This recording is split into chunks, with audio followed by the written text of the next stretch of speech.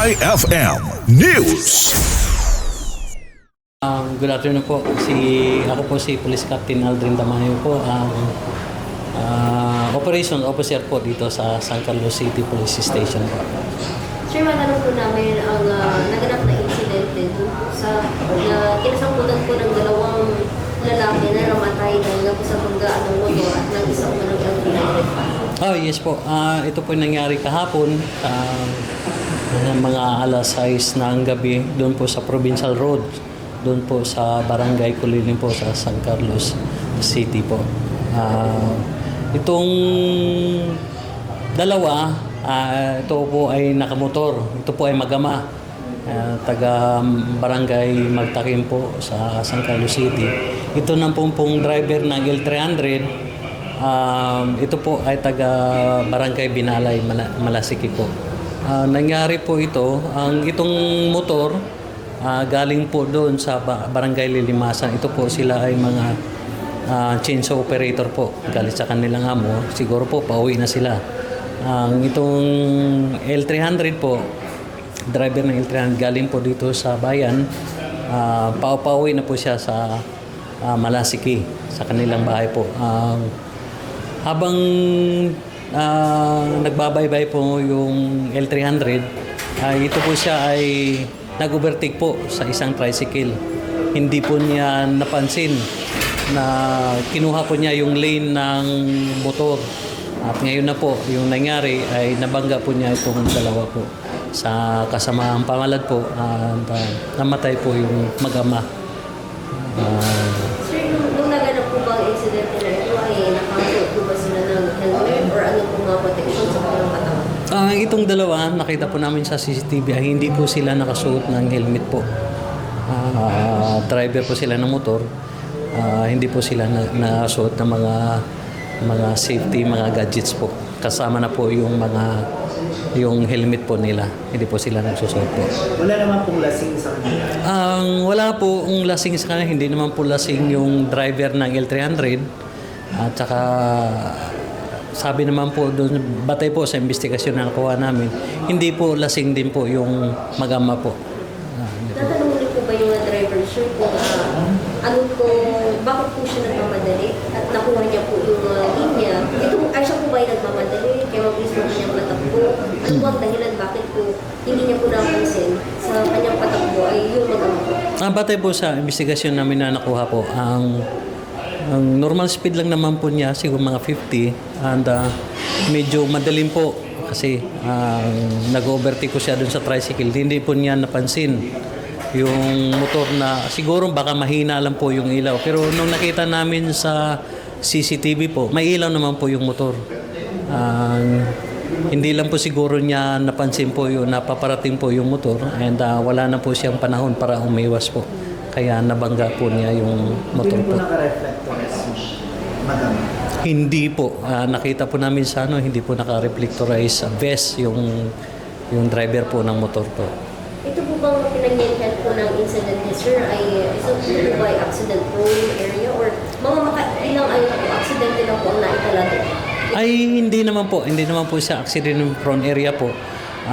Kasi may mga ilaw naman po banda doon. Nagkataon lang po doon nangyari yung banggaan doon sa area na po na yun.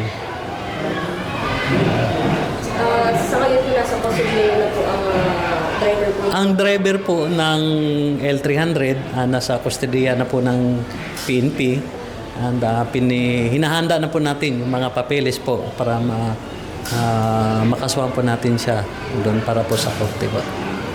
Sa inyong pag-arrest po sir, umamin din po ba ibang suspect na pagkakamali niya po itong nangyari accident? Yes po, inamin po niya na nagkamali siya. Hindi po niya inaasahan na mangyari po yun kasi lumabas po talaga siya sa lane. Nag-overtake po siya doon sa tricycle. Yun nga po, sa kinalungkot po natin, may mga nasawi po. Yung mag-ama sir, dead on the spot o pwede na? Din arrival po doon sa hospital po na pinagdalhan po nila. Ilang taon na po yun?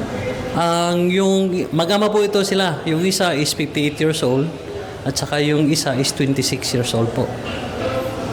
Ito po sila ay trabahante ng chainsaw operator po sila. Galing po sila sa amo nila. Yung, Magsasaka po sila tama po. yes po, yes po. Yes po. Sa mga ganitong insidente, sir, ano paalala ko sa mga turista dahil na pinabay sa resort na Yes po. Sa mga ganitong aksidente po, pinaalalahanan po namin yung mga drivers, no? Mag-iingat po sila.